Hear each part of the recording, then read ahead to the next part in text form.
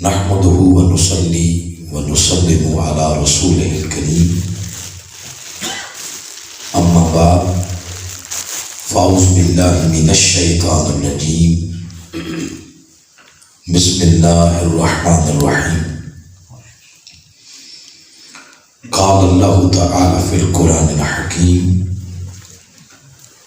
سبح لله ما في السماوات والأرض وهو العزيز الحكيم صدق الله مولانا العظيم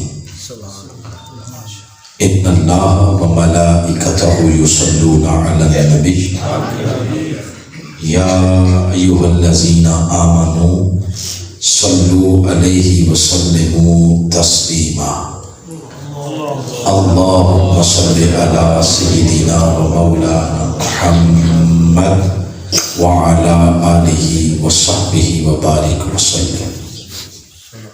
حضوری قلب کے ساتھ تمام احباب حضور نبی اکرم صلی اللہ علیہ وآلہ وسلم کے مقدس بارگاہ میں درود و سلام پیش کریں۔ الصلاۃ والسلام علیکہ یا رسول اللہ وعلی آلہ وصحبہ یا سیدی رحمۃ للعالمین وخاتم النبیین والشفیع المذنبین وجد الحسن والحسین والحمد للہ رب العالمین۔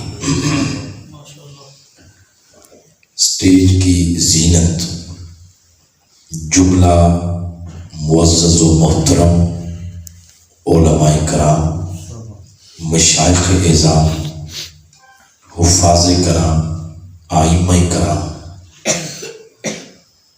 اور مسجد کے حال میں تشریف فرما جملہ بزرگوں، نوجوان ساتھیوں، عزیز بچوں، قائدین تحریک منہاج القرآن، بالخصوص محترم المقام الحافظ القاری محمد مظہر صاحب دعوت برکاتہ کو بلا لیا، جملہ حاضرین و سامعین، سوشل میڈیا کے ذریعے اس پروگرام میں شریک جملہ ناظرین، آج بحمداللہ توفیق الہی سے، اللہ کی توفیق سے دوسری مرتبہ سرزمین پنجائن سہگل آباد آپ کے اس علاقے میں دوسری دفعہ میری حاضری ہے۔ آپ کی محبت، آپ کا پیار، اس محبت اور پیار کو اللہ ہم سب کے لیے توشہ آخرت بنائے، ذریعہ نجات بنائے اور اپنی قربت کا ذریعہ بنائے۔ محترم قاری مظہر صاحب کے اصرار پر، حالانکہ میرا یہ ورکنگ ایریا نہیں ہے استاد، آپ کی محبت اور آپ کے اصرار پر آج درس فہم قرآن کی نشست کا ہم آغاز کر رہے ہیں۔ پچھلی دفعہ تو میلاد پاک کے سلسلے میں آیا تھا، چلے زندگی رہی اور اللہ کی توفیق رہی تو یہ سلسلہ آگے بڑھانے کی پوری کوشش کی جائے گی انشاءاللہ۔ ہماری اس وقت پورے پاکستان میں ڈپارٹمنٹ ہے جو ہمارا نظامت دعوت، اس کے جو جملہ اسکالر ہیں سورۃ الحدید کے درس پورے پاکستان میں دے رہے ہیں۔ آیت نمبر اس وقت 6 چل رہی ہے، تو جہاں جہاں جیسے جیسے درس شروع ہوتے ہیں، کسی جگہ پہلی، کسی جگہ دوسری ہے، کسی جگہ تیسری ہے، روٹین میں ابھی ہم آیت نمبر 6 پر پہنچے ہیں۔ آج ہم ابتدا سے سورۃ الحدید کی پہلی آیت کریمہ یہاں سے شروع کرتے ہیں، پھر زندگی رہی تو اگلی دفعہ پھر دوسری آیت، پھر اس کے بعد پھر تیسری آیت۔ یہ سورہ ہے جس کا آج درس شامل کر رہے ہیں گفتگو میں، اس کا نام ہے سورۃ الحدید۔ بولیں ذرا سارے احباب، اس کا نام ہے لوہا، معنی ہے لوہا۔ سورۃ الحدید، اس پوری اضافت کا ترجمہ ہو جائے گا لوہے والی سورہ۔ کون سی سورہ بولے؟ لوہے والی سورہ۔ نام ویسے اس کا ایک اور بھی ہے، مفسرین کرام نے اس کا ایک اور نام لکھا ہے ام المسبحات، ام المسبحات، مسبحات میں سے پہلے نمبر والی۔ مسبحات ان صورتوں کو کہتے ہیں جن کا آغاز، جن کی ابتدا اس لفظ سے ہوئی سبح یا یسبح۔ ان صورتوں کی تعداد ہے 5۔ ان صورتوں میں سب سے پہلا نمبر ہے اس سورہ کا، اس کا نام ہے حدید۔ ساتھ ہی ایک سورت کے وقفے کے ساتھ آگے ہے سورۃ الحشر، ایک سورہ کے وقفے کے ساتھ آگے ہے سورۃ الصف، پھر آگے ہے سورہ جمعہ، پھر آگے ہے سورۃ التغابن۔ ان 5 سورتوں کا آغاز، پہلا جو ان کا لفظ ہے وہ ہے یا تو سبح یا ہے یسبح۔ اس لفظ کا معنی ہے تسبیح۔ بولے کیا معنی ہے؟ تسبیح۔ آپ کی جیب میں جو تسبیح ہوتی ہے وہی سمجھ لیں، تو اس کا معنی ہے تسبیح۔ آغاز ان 5 صورتوں کا اللہ کی تسبیح سے ہوا ہے۔ سبحان اللہ۔ اور تسبیح والی صورتوں کے بارے میں حدیث ہے، راوی سیدنا ابو ہریرہ رضی اللہ تعالیٰ عنہ، آپ فرماتے ہیں آقا علیہ السلام نے فرمایا جو شخص رات سونے سے قبل مسبحات کی تلاوت کرتا ہے اس کے نام اعمال میں پورے قرآن کی تلاوت کا اجر لکھ دیا جاتا ہے۔ تو ان مسبحات میں سے پہلا نمبر ہے حدید کا، تو پہلا نمبر ہونے کی وجہ سے کہتے ہیں ام المسبحات۔ ام کا لغوی معنی ہے جڑ، ماں کو بھی عربی میں ام کہتے ہیں، اردو میں امی کہتے ہیں اور عربی میں ام کہتے ہیں۔ ماں کو ام اس لیے کہتے ہیں کہ ماں پہلے ہوتی ہے، اولاد بعد میں ہوتی ہے، اس لیے اس کو ام کہتے ہیں۔ مکہ المکرمہ کو کہتے ہیں ام القری، تمام دنیا کے شہروں میں سے سب سے پہلا شہر، یعنی جب یہ زمین بنی تو اس کے بعد بارش ہوئی جس سے پوری روئے زمین پر پانی پانی ہو گیا، اس پانی میں سے سب سے پہلا خطہ جو خشکی کا ٹکڑا مارز وجود میں آیا، جو منص شہود پہ آیا، وہ جگہ ہے جہاں آج اللہ کا گھر کعبۃ اللہ ہے، کیونکہ وہ پہلے نظروں کے سامنے آیا، تو اس لیے کہتے ہیں ام القری، پہلا شہر۔ کون سا شہر؟ پہلا۔ تو ام کا معنی ہے پہلا، یہ ہے ام المسبحات، یعنی تسبیح والی صورتوں میں سے پہلے نمبر والی، یہ بھی اس کا ایک نام ہے۔ اور اب ان 5 صورتوں کی پہلی آیت پڑھ لیتے ہیں تاکہ پتہ چل جائے کہ واقعی ان کی ابتدا اللہ کی تسبیح سے ہوئی ہے۔ پہلی سورہ یہ ہو گئی سبح للہ ما فی السماوات والارض وہو العزیز الحکیم۔ ہر شے چاہے وہ آسمانوں میں ہو یا زمین میں ہو وہ اللہ کی تسبیح کرتی ہے، وہ غالب ہے اور حکمت والا ہے۔ حدید کے بعد آگے ہے سورہ مجادلہ، مجادلہ کے ساتھ ہی آگے ہے حشر۔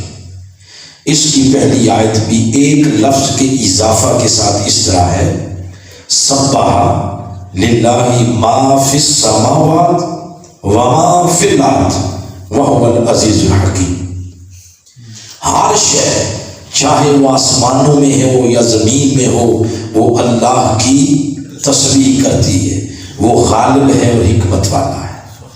آگے ہے سورۃ الصف، اس کی پہلی آیت بھی وہی ہے سبح. دیکھیں تینوں صورتوں کی ابتدا کس لفظ سے ہوئی ہے؟ بولے سبح للہ ما فی السماوات و ما فی الارض وہو العزیز الحکیم. ہر شے وہ آسمانوں میں ہو یا زمین میں ہو وہ اللہ کی تسبیح کرتی ہے، وہ بڑا غالب ہے اور حکمت والا ہے. آگے منافقون کے فاصلے کے ساتھ تغابن ہے. اس نے فرمایا یسبح، پہلے تھا سبح، اب یسبح. سبح ماضی ہے، گزرا ہوا زمانہ. یسبح اس میں یہ جو زمانہ گزر رہا ہے یہ اور جو آنے والا ہے وہ، ان دو زمانوں کو شامل کر کے فرمایا یسبح للہ ما فی السماوات و ما فی الارض. زمین و آسمان کی ہر شے اللہ کی تسبیح کرتی ہے اور قیامت تک ہر شے اللہ کی تسبیح کرتی رہے گی. اب اگلے دونوں زمانوں کو اس میں شامل کر لیا. اسی طرح پھر آگے سورہ جمعہ ہے، اس کی ابتدا بھی اسی طرح ہوئی یسبح للہ ما فی السماوات و ما فی الارض. فرمایا کائنات کی ہر شے اللہ کی تسبیح کرتی ہے. بولے ذرا کیا کرتی ہے؟ تسبیح. ایک تسبیح وہ بھی ہے جس کو عرف عام میں ہم جانتے ہیں. عرف عام میں یہ سمجھا جاتا ہے کہ اس سے مراد ہے سبحان اللہ. بولے ذرا سبحان اللہ. یہ عرف عام میں اس کو بھی تسبیح کہتے ہیں. تسبیح کا معنی یہ ہے کہ اللہ کی پاکی بیان کی. تو سبحان اللہ کا معنی ہے اللہ پاک ہے. اللہ یہ تسبیح ہم کرتے ہیں.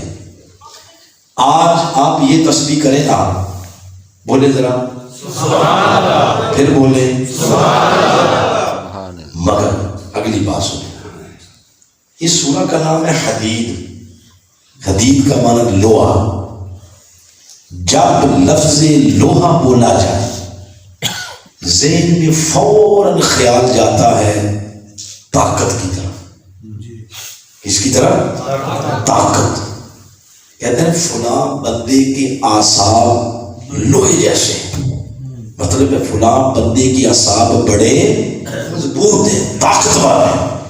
لفظ لوہا بولا جائے خیال، دھیان، توجہ فوراً طاقت کی طرف، قوت کی طرف جاتی ہے. تو سورہ کا نام ہے حدید. تو آغاز ہوا تسبیح سے. اب نام اور سورہ کے مضامین ان کا آپس میں اگر ربط قائم کریں، پہلی آیت اور سورہ کا جو نام ہے اس کے ساتھ اگر تعلق جوڑیں، ربط قائم کریں، اس کا مطلب ہے یہ ضرور کوئی ایسی تسبیح ہے جس کے اندر طاقت پائی جاتی ہے، قوت پائی جاتی ہے. یہ ضرور اس تسبیح کا تعلق لوہے کے ساتھ، طاقت کے ساتھ ہے، قوت کے ساتھ. یہ جو تسبیح ہے سبحان اللہ سبحان اللہ، یہ تو آپ آرام سے بھی کرتے کرتے بے شک سو جائیں. آپ اس میں تو ٹھنڈک ہی ٹھنڈک ہے، فرحت ہی فرحت ہے، سکون ہی سکون ہے، نرمی نرمی ہے. مگر یہ جو تسبیح ہے ضرور اس کا تعلق کسی طاقت والی تسبیح کے ساتھ ہے. اب آئیں آپ نرمی والی تسبیح سے شروع کریں اور میں آپ کو رفتہ رفتہ طاقت والی تسبیح کی طرف لے کے چلتا ہوں.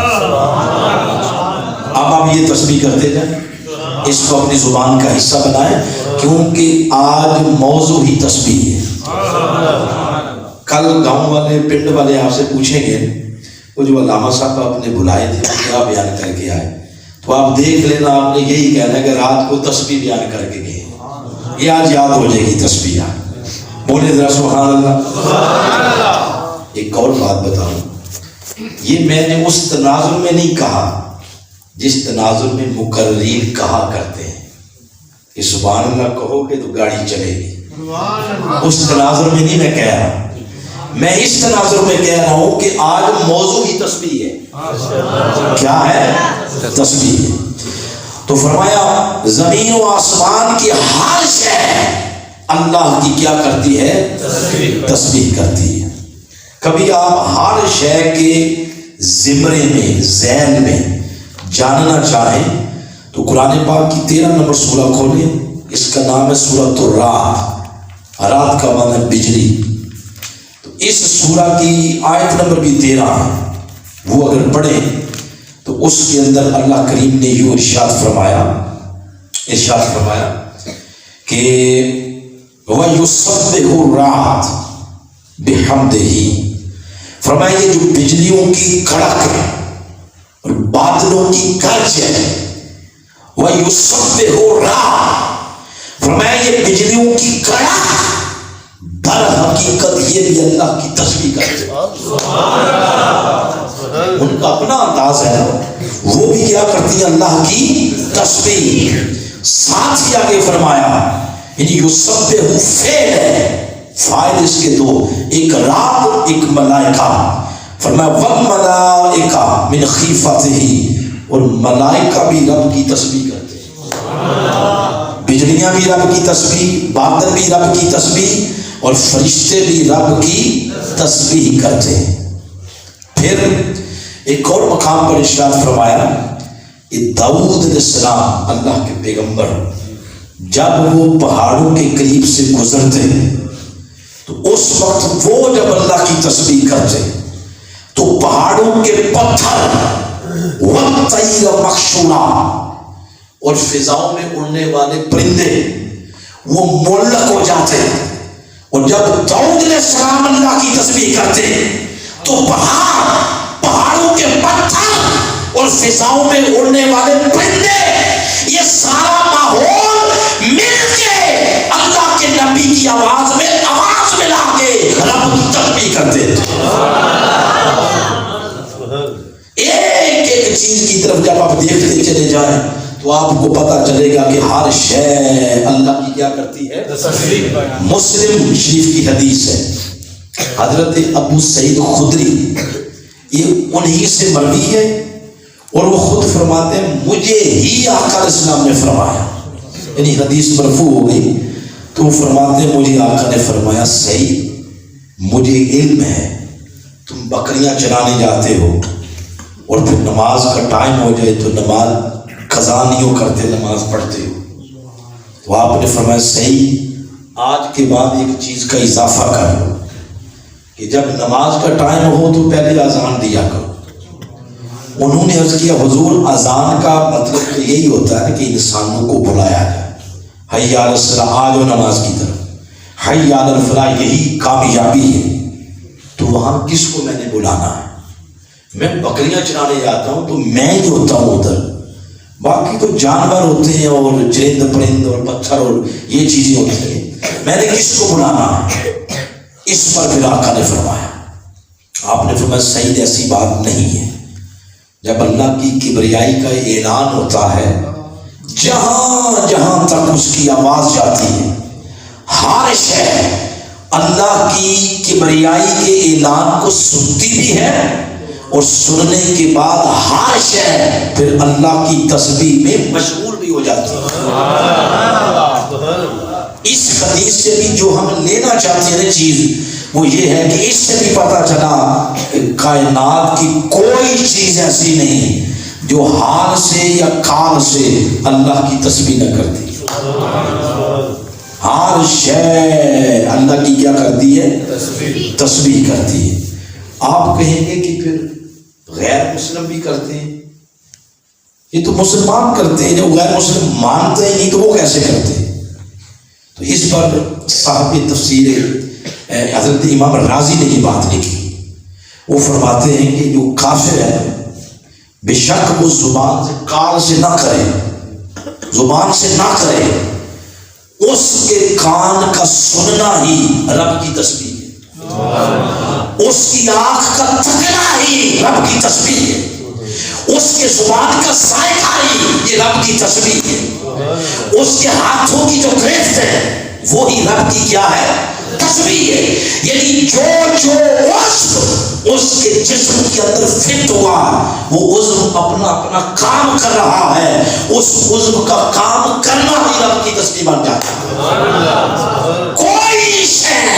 دنیا میں ایسی نہیں جو حال سے یا قال سے رب کی تسبیح نہ کرتی ہو۔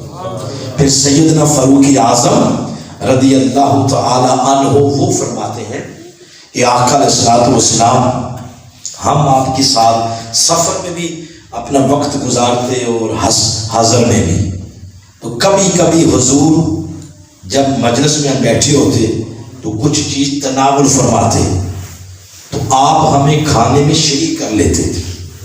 جب کھانے میں حضور شریک کرتے تو فرماتے ہیں کہ ہم نے پھر کھانا کیا کھانا ہوتا، ہم تو حضور کی ادائیں دیکھتے، کیسے نوالا توڑتے ہیں، کیسے آپ تناول کرتے ہیں، کیسے آپ چباتے ہیں، یہ ادائیں تکتے حضور علیہ السلام کی۔ پھر فرماتے ہیں کُنَّا نَسْمَعُ تسبیح الطعام، ہم نے اپنے کانوں سے سنا، آنکھوں سے تکا، جو روٹی کا لقمہ دست مصطفیٰ میں جاتا وہ لقمہ رب کی تسبیح کرتا کہ مولا تیرا شکر ہے کہ تیرا محبوب محمد آج ہمیں کھا رہا۔ روٹی کے لقمے رب کی کیا کرتے؟ بولے نا تسبیح کرتے۔ سیدنا عثمان غنی فرماتے ہمارے سامنے حضور نے زمین سے کچھ کنکریاں اٹھائی، جو ہی حضور اسلام کی وہ دست مبارک میں گئیں ہم نے اپنے کانوں سے سنا کہ حضور کے ہاتھوں میں جانے کی دیر تھی، ان کی آواز ہم کو آنے لگی، وہ رب کی تسبیح کر رہی۔ ان ساری آیات اور احادیث سے ایک ہی بات ثابت کرنی ہے، کوئی شے کائنات کی ایسی نہیں جو رب کی تسبیح نہ کرتی۔ آگے چلیں، یہ بات سمجھ آ گئی؟ بولے جھجکے نہ، پوچھے نشان۔ تو اللہ کی تسبیح کی یہ بات پہلی سمجھ آ گئی، آگے بڑھتے ہیں۔ اب انسان کی بات کرتے ہیں۔ انسان بھی اللہ کی تسبیح کرتا ہے، انسان بھی اللہ کی تسبیح کرتا ہے، مگر اس انسان کے دو سٹیٹس ہیں۔ جیسے ہم واٹس ایپ کے اوپر سٹیٹس نہیں لگاتے، اسے پتہ چل جاتا ہے کہ بندے کا آج کیا موڈ ہے، کس کیفیت میں، سٹیٹس ہوتا ہے۔ تو انسان کے دو سٹیٹس ہیں، ایک یہ ہے کہ اللہ نے انسان کو بنایا ہے جمع الخلق، انسان کو بنایا جمع الخلق، اور دوسرا اس کا سٹیٹس یہ ہے کہ اللہ نے انسان کو بنایا ہے اشرف الخلق۔ پہلا ہے جمع الخلق، دوسرا ہے اشرف الخلق۔ آپ پوچھ سکتے ہیں کہ جمع الخلق ہمیں سمجھ نہیں آئی، بات ذرا دوبارہ بتائیں۔ جمع الخلق کا معنی یہ ہے اللہ کی تسبیح جنات بھی کرتے ہیں، سورج بھی کرتا ہے، تارے بھی کرتے ہیں، سیارے بھی کرتے ہیں، درخت بھی کرتے ہیں، پتھر بھی کرتے ہیں، پانی بھی کرتا ہے۔ ان سب چیزوں کی اللہ کی تسبیح کا رنگ اپنا اپنا ہے۔ پانی کی تسبیح اپنی ہے، جنات کی تسبیح اپنی ہے، ملائکہ وہ اپنے انداز سے اللہ کی تسبیح کرتے ہیں۔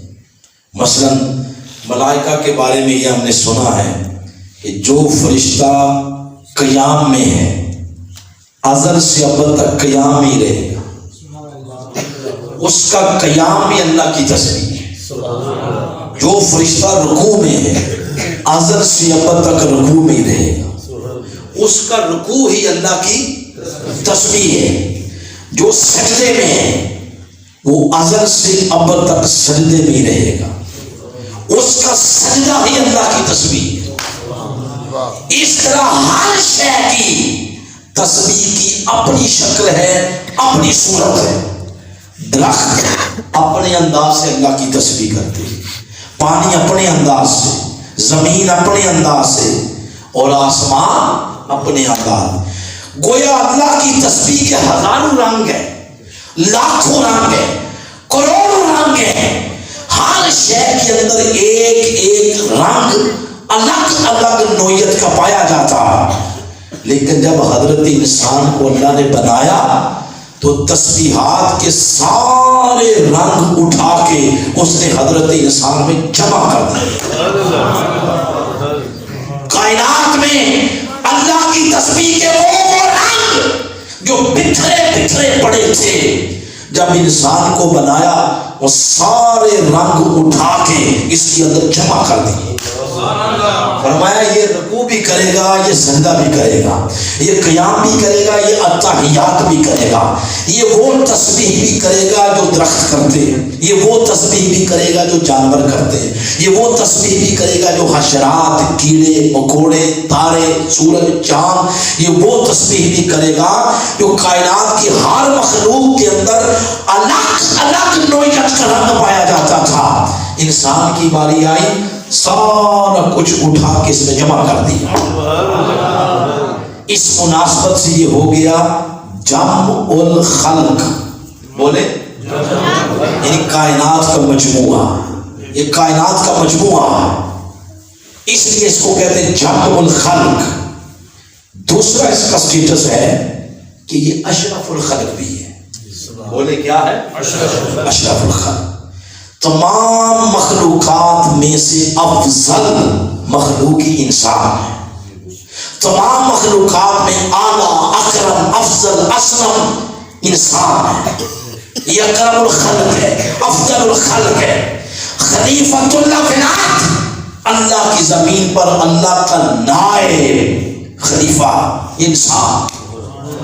اتنا بڑا پرپس، اتنی بڑی شان، اتنا بڑا مقام کہ اللہ پاک نے انسان کو کیا بنایا؟ بولے اپنا نائب بنایا، خلیفہ بنایا۔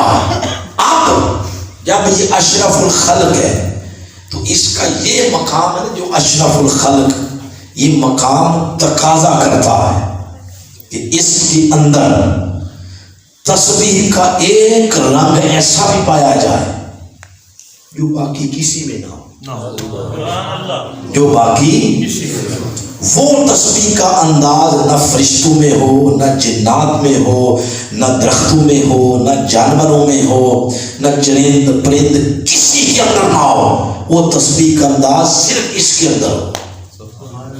وہ ہمیں ملتا ہے سورہ طٰہٰ، سورہ نمبر 20 ہے، اس کی ابتدائی آیات ہے، سننے والی بات ہے۔ ذکر ہے موسیٰ علیہ السلام کا، مگر کتاب موسیٰ علیہ السلام کی نہیں ہے، کتاب تو آقا علیہ السلام کے سینے اقدس پہ نازل ہوئی ہے نا، ذکر موسیٰ کا کیا، اس لیے ذکر موسیٰ کا ہے، سنایا ہمیں، سنایا اس لیے تو اس کتاب کا حصہ بنایا۔ ذکر کیا ہے؟ یہ اس وقت کی بات ہے جب اللہ پاک نے موسیٰ علیہ السلام سے یوں فرمایا، اذهب الى فرعون انه طغى، جا موسیٰ جا کے فرعون کو لگام دے، اس نے میری مخلوق پر ظلم کے پہاڑ توڑ رکھے، میری مخلوق کو اس کے ظلم کے شکنجوں سے آزاد کرا، میری مخلوق کو اس کے ظلم و استبداد کے پنجوں سے آزاد کرا، جا بنی اسرائیل کی آزادی کے لیے کوشش کر، ان کو آزاد کرا۔ موسیٰ علیہ السلام نے آگے سے عرض کیا، باری تعالیٰ جاؤں گا میں ضرور، میری مجال نہیں کہ میں تیرے حکم کے آگے دم مار جاؤں گا ضرور، مگر میری گزارش ہے کہ میری کچھ دعائیں ہیں جو ابھی قبول نہیں ہوئی، پہلے میری وہ دعائیں قبول کر۔ اس وقت دیکھیں بارگاہ الوہیت اس کی جو پورے جوبن پر تھے، اس نے جو فرمایا تو اللہ پاک نے فرمایا ذرا موسیٰ بتا تو صحیح تیری دعائیں ابھی تک کون سی قبول نہیں ہوئی؟ عرض کیا باری تعالیٰ، قال رب اشرح لی صدری، مجھے شرح صدر دے، مجھے شرح صدر دے۔ فرمایا اچھا ٹھیک ہے، تیری دعا کو میں قبول کر لیتا ہوں۔ جب دیکھا نا کہ یہ تو قبول ہونا شروع ہو گئی ہیں، اور بھی ساتھ تھوڑی بیان کر دی، عرض کیا بھائی یسر لی امری، باری تعالیٰ میرا کار رسالت جو ہے یہ بڑا مشکل ہے، تھوڑی سی اس میں آسانی پیدا کر۔ فرمایا ٹھیک ہے، تیری اس دعا کو بھی قبول کر لیا۔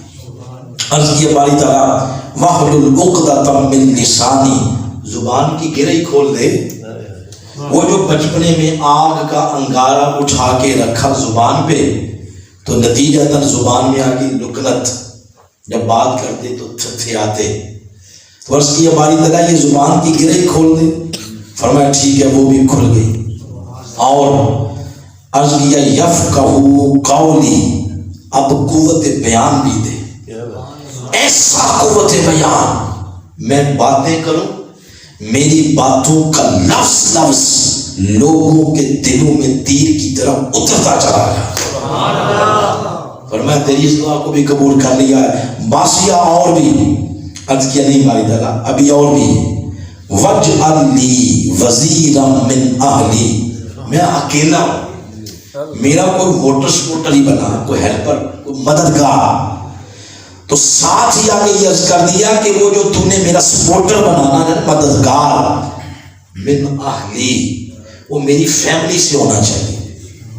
نام بھی بتا دیا ہارون، رشتہ بھی بتا دیا کہ کہیں کوئی اور ہارون نہ ہو، اخی وہ ہارون جو میرا بھائی ہے۔ اور آگے عرض کیا اشدد بہی ازری، اس کے ساتھ میری کمر کو مضبوط کر دے۔ جیسے رومی کشمیر نے فرمایا بھائی بھائیاں دیا بابا، کہ میرے بھائی کو میرا دست و بازو بنا، اس کو شریک کر۔ آیت نمبر یہ 32 ہے، یہاں آ کے دعائیں ختم ہو گئی۔ دعائیں شروع ہوئی تھی آیت نمبر 25 سے، 32 پہ آ کے ختم۔ جب دعائیں ختم ہوئی آگے سے پھر اللہ نے بھی ایک سوال کیا، موسیٰ ان ساری چیزوں کا تو نے کرنا کیا ہے؟ اس کا جواب حرف کہ کے ساتھ دیا۔ عرض کیا والد اللہ یہ ساری چیزیں تو مجھے دے نا، جب تو دے گا کہ نسبحک کثیرا، یہ سبحہ سے لفظ نکلا ہے، نسبحک کثیرا، مولا یہ ساری چیزیں دے، پھر تو دیکھ، پھر میں اور ہارون ہم دونوں مل کر تیری تسبیح کا حق ادا کر دیں، تیری تسبیح کا حق ادا کر دیں۔ سارے اب سے لوگ بیٹھے، کیا خیال ہے، کیا سمجھ آیا ہے کہ اس تسبیح سے مراد وہ تسبیح ہے کہ 1000 دانے کی تسبیح لے لیں گے اور فرعون کے سامنے جا کے میں ہارون ایک سائڈ سے وہ پکڑے گا ایک سائڈ سے میں، اور سبحان اللہ سبحان اللہ، یہ کہ اس سے مراد یہ ہے؟ اس سے مراد کون سی تسبیح ہے؟ یہ ساری آیتوں کو آپس میں ملائیں، ملانے کو تفسیر کے اصول میں کہتے ہیں ربط بین الآیتین، آیتوں کا آپس میں جو ربط ہے وہ ملائیں، نقطہ سمجھا جائے گا۔ پہلے ذکر ہے ایک ظالم بادشاہ کا، پھر ذکر موسیٰ علیہ السلام کی دعاؤں کا، اینڈ پہ ذکر ہے اللہ کی تسبیح کا۔ ان ساری آیات کو ملا تو سمجھ یہ آتی ہے باری تعالیٰ تو نے اس ظلم کے ظالم کی طرف مجھے جانے کو کہا نا، یہ میری دعائیں قبول کر، پھر تیری تسبیح کریں گے۔ مانا یہ ہوا کہ مولا یہ ساری چیزیں دے، پھر میں اور ہارون دونوں مل کر وقت کے ظالم کے ظلم کے خلاف اعلائے کلمت اللہ، یعنی تیرے کلمے کو بلند کر دیں گے۔ یہ جو اعلائے کلمت اللہ، ظلم کے خلاف حق کی آواز بلند کرنا ہے، اس کو قرآن فرما رہا ہے یہ اصل تسبیح وہ ہے جس کی وجہ سے انسان کو اشرف المخلوقات بنایا گیا۔ یہ وہ تسبیح ہے جس وجہ سے اس کو خلیفۃ اللہ فی الارض بنایا، یہ وہ تسبیح ہے جس کی وجہ سے اس کو مسجود ملائکہ بنایا، یہ وہ تسبیح ہے جس کی وجہ سے اس کو عاشر تقویم بنایا، یہ وہ تسبیح ہے جس وجہ سے قال انسان و سری، انسان میرا راز ہے۔ تو مطلب کیا نکلا کہ ساتھ ظالم کا نہیں، ساتھ مظلوم کا دینا۔ ساتھ کس کا دینا ہے؟ مظلوم کا۔ اگر مظلوم کے ساتھ 2 قدم چلو گے، مظلوم پر جو ظلم ہوا اس کے مداوے کے لیے اس کے سٹرگل کرو گے، محنت کرو گے، کوشش کرو گے، فرمایا مظلوم کے ساتھ چلنا، ایک ایک قدم لکھا جائے گا کہ یہ بندہ وہ تسبیح کرتا رہا جو مقام اس کا مقام جس تسبیح کا تقاضا کرتا تھا. اس تسبیح کی وجہ سے یہ بن گیا اشرف المخلوقات. کیا بن گیا؟ اشرف المخلوقات. آپ ذرا اپنے معاملات بھی چیک کر لیں زندگی کے کہ ہماری اخوت، محبت، پیار، شفقت، سپورٹ، ووٹ، یہ ساری توانائیاں کس پلڑے میں ہوتی ہیں؟ ظالموں کے پلڑے میں یا 22 کروڑ دکھی مخلوق کے پلڑے میں؟ چیک کر لیں. اور یہ پیمانہ اور تھرما میٹر ہے، وہاں سے اپنا ایمان چیک کر لیں. اب آگے بڑھتے ہیں. میں نے آپ کو ایک لائن دے دی، آپ کے تخجل کو اعلیٰ پروازی دے دی، فیصلہ باپ کا. آگے چلتے ہیں. قرآن کا ایک اور مقام ہے، یہ سورہ ہے سورۃ القلم، 68 نمبر سورہ ہے. اس کے اندر اللہ کریم نے اپنی تسبیح کا ایک زاویہ، ایک جہت اس طرح بیان کی. یہ اس کی آیت نمبر ہے تقریباً 27-28. قال اوسطهم الم اقل لكم لولا تسبحون. سبحہ سے لفظ نکلا ہے تسبحون.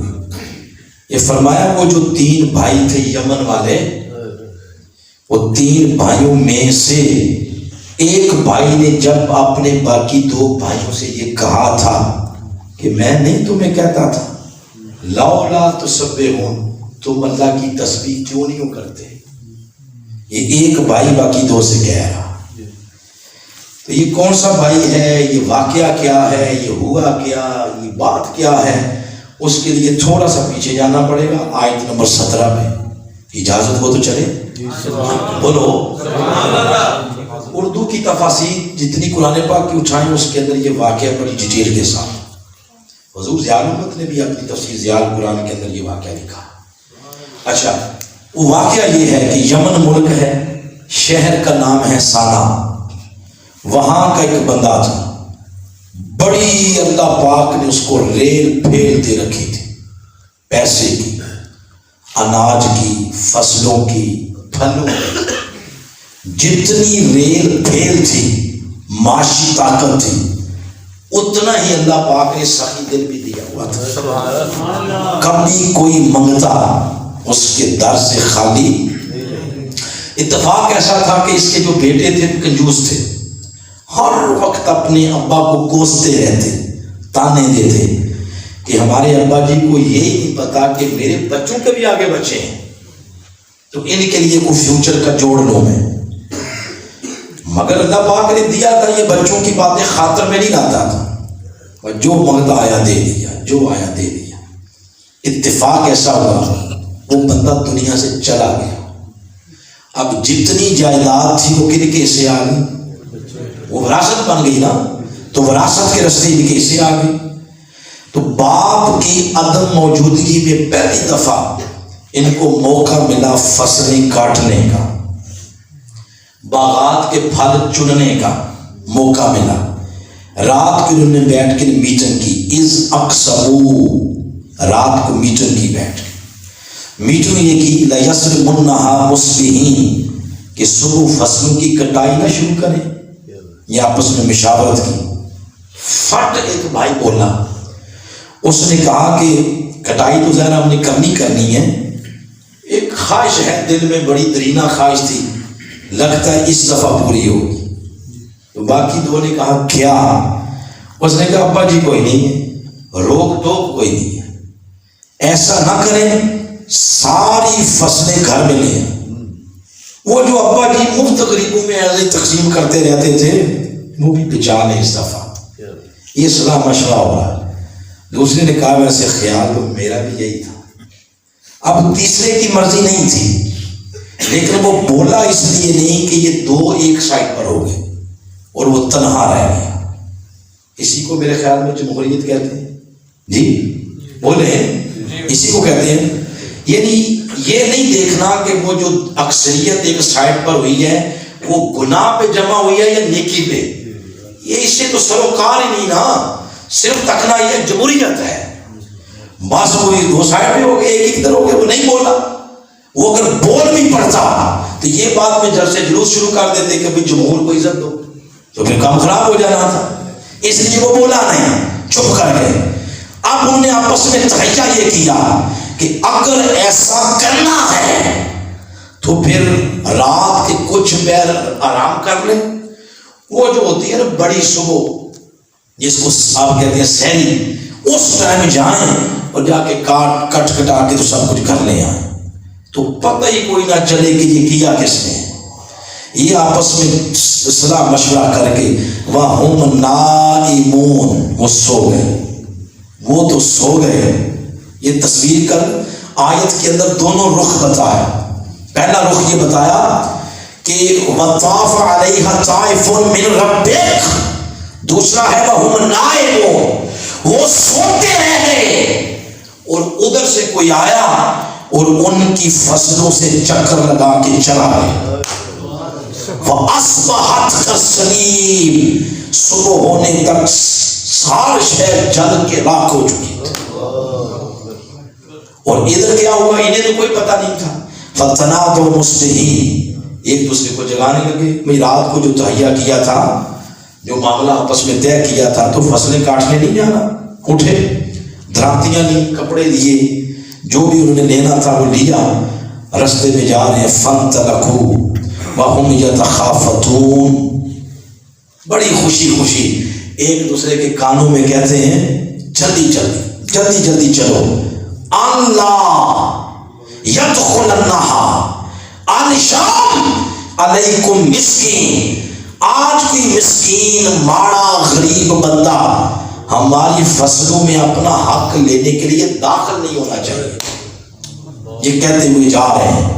فَلَمَّا رَأَوْهَا، جو ہی فصلوں کے قریب پہنچے نظر پڑی تو پاؤں کے نیچے سے زمین سرکتی ہوئی محسوس ہوئی. قَالُوا إِنَّا لَضَالُّونَ، ان دو نے کہا لگتا ہے کوئی رستہ بھول گئے، ہماری فصلیں یہ تو نہیں تھی، لہلہاتے کھیت تھے. اب وہ جو زیرک بھائی تھا عقل مند، اس کو بولنے کا موقع اب ملا. ہمارے یہاں بھی ایسے ہی ہوتا ہے. عقل مند اس کو بولنے کا موقع تب دیتے ہیں جب چڑیاں چگ گئی کھیت، جب ساری عمارت دھڑام سے نیچے گر پڑے. ہم کہتے ہیں وہ تو ٹھیک کہتے تھے، اب کیا کرنا. اب یہ بات ہوئی کہ جب انہوں نے کہا کہ لگتا ہے راستہ بھول گئے، اب وہ عقل مند بھائی بولا. اس نے کہا نادان بھائیو، راستہ نہیں بھولے، بل نحن محرومون، رب کی رحمت منہ موڑ چکی ہے. قال اوسطهم الم اقل لكم لولا تسبحون، میں نہیں تمہیں کہتا تھا کہ رب کی اصل تسبیح وہی تھی جو کام ہمارے ابا جی کیا کرتے تھے. اصل تسبیح وہی تھی. ہمارے باپ، ہمارا والد کسی منگتے کو اپنے دروازے سے خالی نہیں جانے دیتا تھا. وہ لوگوں کو اپنے مال میں، اپنی خوشیوں میں شریک کرتا. رب خوشیوں کے اور دروازے کھولتا تھا. آج ہم نے لوگوں کو اپنی خوشیوں سے نکالنا چاہا، رب نے ہمیں پکڑ کے اپنی رحمت سے نکال دیا. ارے تکبیر،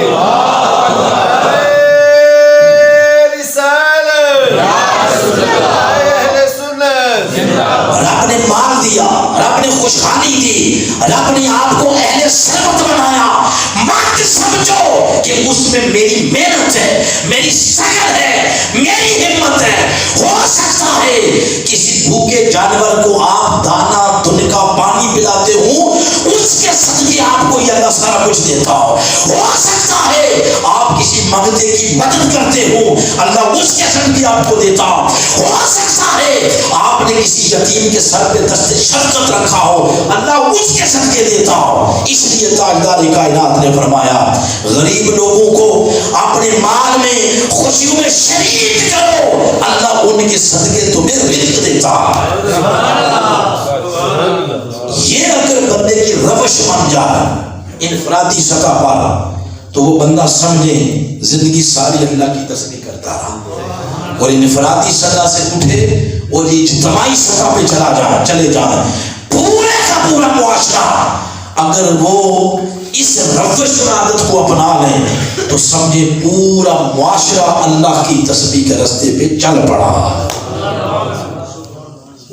یہ وہ تسبیح ہے جس کی ضرورت ہے آج کرنے کی، جس کی وجہ سے انسان کو اشرف المخلوقات بنایا. بولے کیا بنایا؟ اشرف المخلوقات بنایا.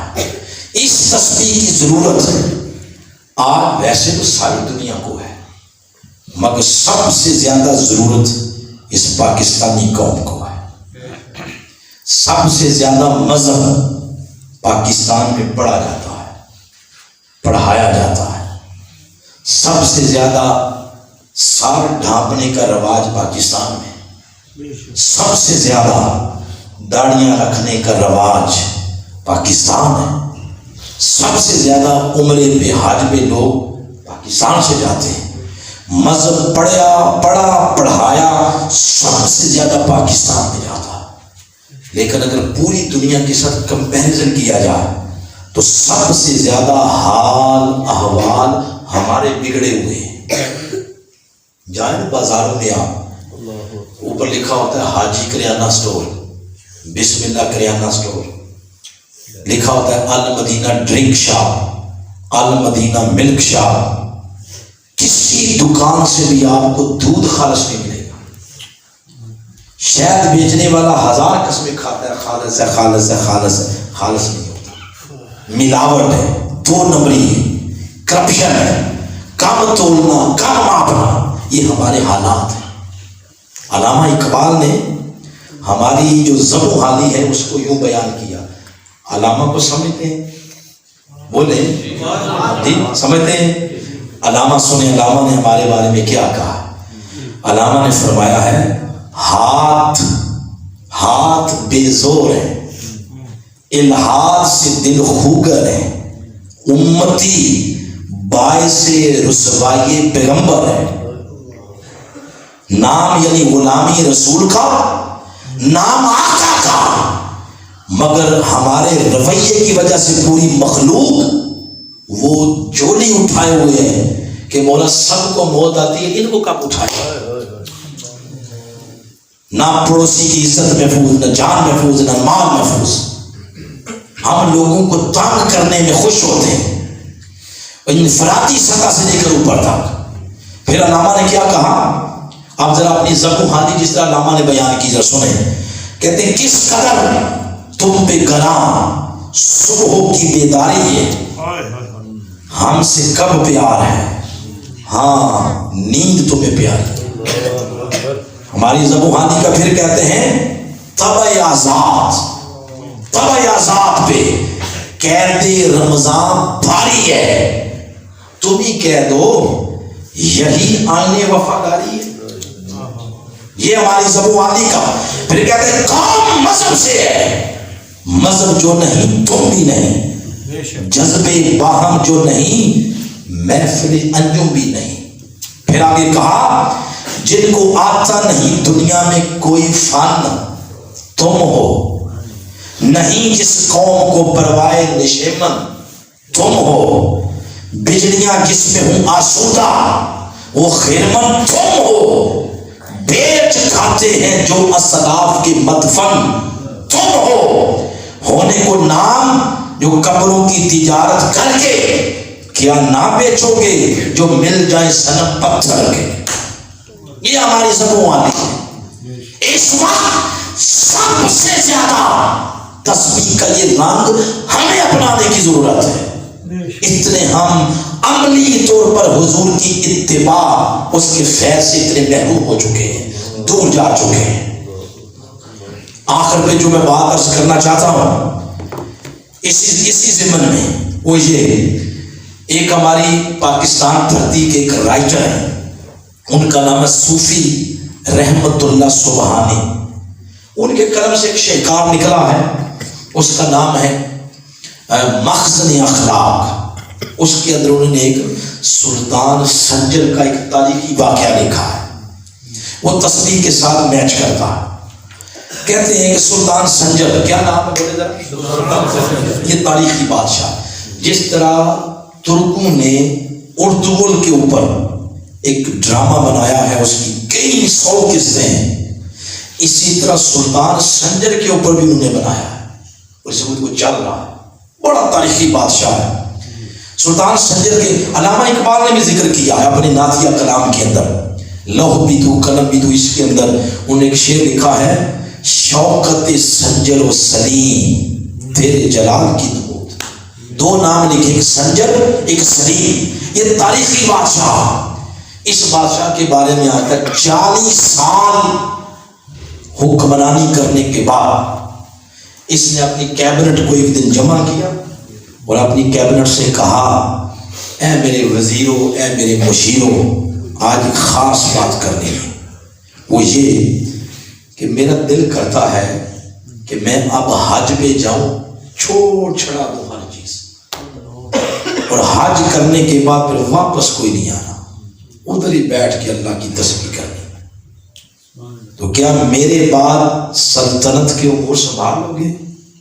سب نے ہاتھ اٹھا دیے، نہیں، ہینڈز اپ۔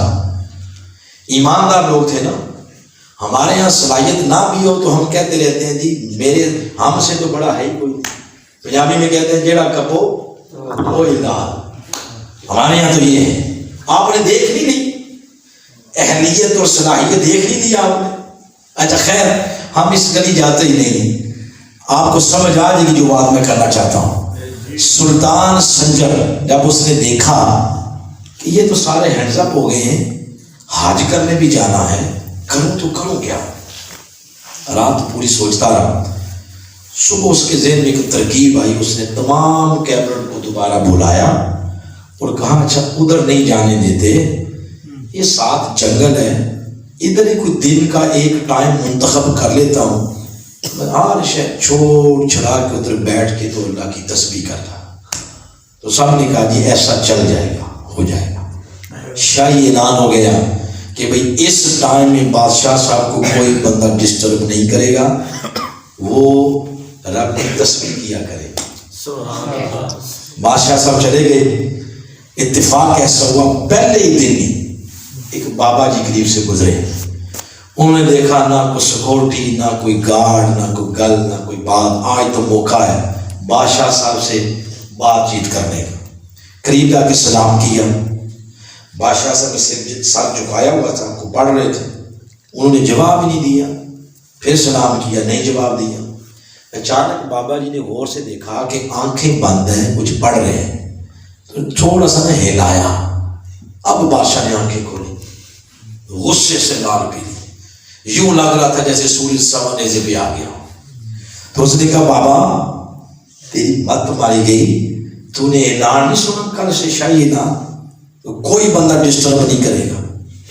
تو بابا جی اب ہاتھ جوڑ کے کھڑے ہو گئے، کہتے ہیں جی جان کی اماں، مجھے نہیں پتا، میں کہیں گیا ہوا تھا مہمان بن کے، گھر آ رہا ہوں تو آپ کو دیکھا تو اس لیے رک گیا۔ اچھا کہا ٹھیک ہے اب اپنی راستہ اپنا راہ۔ بابا جی نے بیٹھ گئے، انہوں نے کہا نہیں بادشاہ صاحب ڈسٹرب کر ہی دیا ہے، اتنا ہی بتا دیں کر کیا رہے ہیں، پڑھ کیا رہے ہیں؟ اس نے کہا میں پڑھ رہا ہوں سبحان اللہ، یہ تسبیح کر رہا ہوں، اللہ کیا کر رہا ہوں؟ تسبیح۔ تو بابا جی نے مسکرا کے کہا اتنے سارے کام کے لیے ساری رعایا کو چھوڑ کے ادھر آ کے بیٹھ گئے؟ یہ تسبیح تو وہ درخت پر بیٹھی ہوئی چڑیا بھی کر رہی، آپ ساری رعایا کو چھوڑ کے ادھر آ گئے، اور یہ جملہ ایسے تیر بن کے پیوست ہو گیا۔ کہا بابا جی لگتا ہے آپ صابر نظر ہیں، بتائیں اگر یہ تسبیح پرندے بھی کرتے رہتے ہیں تو سلطان سنجر کی کون سی تسبیح ہے؟ میں آپ کو بتاتا ہوں، آپ 3 کام کریں، 3 کام، وہ 3 کام آپ کی طرف سے اللہ کی تسبیح بن جائیں گے۔ کہاں کون سے؟ فرمایا نمبر 1 اپنی رعایا سے پیار اس طرح کریں جس طرح اپنی اولاد سے کرتے ہیں۔ نمبر 2 اپنی رعایا کا علاج معالجہ اس کے لیے جتنا کر سکتے ہیں ان کو سہولیات پرووائڈ کریں۔ نمبر 3، جس طرح عدل اور انصاف تگڑے بندے کو ملتا ہے اسی طرح ماڑے بندے کو بھی ملے۔ 3 کام آپ کریں، لکھا جائے گا کہ ساری زندگی سلطان سنجر رب کی تسبیح کرتا۔ نعرہ تکبیر، نعرہ رسالت، نعرہ سنت۔ کیا بادشاہوں کی تسبیحات یہ نہیں ہوتی کہ تسبیحاں پکڑ لیں اور کہتے ہیں کہ ہم بڑی تسبیحاں کرتے ہیں؟ بادشاہوں کی تسبیحاں یہ ہیں کہ ان کی رعایا سکھی ہو، دکھی نہ ہو، ان کے دکھ دور ہو، ان کو سہولیات پرووائڈ کی جائے، غریب بندہ اس کو انصاف اس کی تحریک پر دیا جائے۔ فرمایا بادشاہوں کی کرنے والی یہ تسبیحاں۔ گویا آج کی تسبیح سے فرد واحد سے لے کر اوپر تک، یعنی ایک گھر سے لے کر پارلیمنٹ تک پتہ چل گیا کہ وہ تسبیح کیا ہے جس سے انسان اشرف المخلوقات کہلوانے کا حقدار بنتا ہے۔ اس چیز کا شعور اجاگر کرنے کی ضرورت ہے۔ آئیں آج ایک تہیا کریں رب کی بارگاہ میں، رب اس اصل تسبیح کی توفیق عطا فرمائے۔ ساتھ مظلوم کا دے، ظالم کا نہ دے۔ اپنے دروازے پہ آنے والے بھوکے منگتے دکھی لوگ ان کے دکھ دور کرنے کی شکل کریں، اور اوپر تک اگر آواز پہنچتی ہے تو پوچھائیں کہ اصل تسبیح وہی ہے کہ کسی ملک میں دودھ پیے تو سارے پئیں، پانی پیے تو سارے پئیں۔ یہ ہے اصل وہ تسبیح جس سے انسانی معاشرے کا وقار اونچا ہوتا ہے، اور انسانی معاشرے کا قد اتنا اونچا ہوتا ہے کہ دنیا اس کے سائے میں بیٹھنے میں عافیت محسوس کرتی ہے۔ بس یہاں پہ گفتگو کو ختم کر رہا ہوں۔ اللہ پاک کی بارگاہ میں یہ پہلی آیت مکمل ہوئی، سبح للہ ما فی السماء۔ آیت پڑھیں، آیت بھی یاد ہو جائے۔ سبح للہ ما فی السماوات والارض وہو العزیز الحکیم۔ زمین و آسمان کی ہر شے اللہ کی تسبیح کرتی ہے، وہ غالب ہے اور حکمت والا ہے۔ انشاءاللہ اگر زندگی رہی اور حالات بھی ٹھیک رہے تو اگلی دفعہ آنا ہوا تو آیت نمبر 2 کا درس شامل کریں گے انشاءاللہ۔ ہمارے دیگر میں معزز علماء کرام کے اسماء گرامی اتفاق ایسا ہے کہ قاری صاحب نے لکھ کر نہیں دے، خلیفہ صاحب نے چوراشی علماء کرام کا شکریہ ہے، آپ تشریف لائے۔ اچھا ماشاء اللہ، علامہ صاحب کا شکریہ، آپ سب کا شکریہ، بالخصوص ہمارے شاہ صاحب ہیں ماشاء اللہ۔ یہ یہاں ادارہ بھی شروع کیا گیا ہے، پورے اس گاؤں کے جتنے بھی بچے ہیں ان کو قرآن پاک کی جو روشنی ہے اس کے ساتھ سینے روشن کیے جا رہے ہیں۔ اللہ اس ادارے کو بھی دن دگنی رات چگنی ترقی عطا فرمائے۔ وما علینا الا البلاغ۔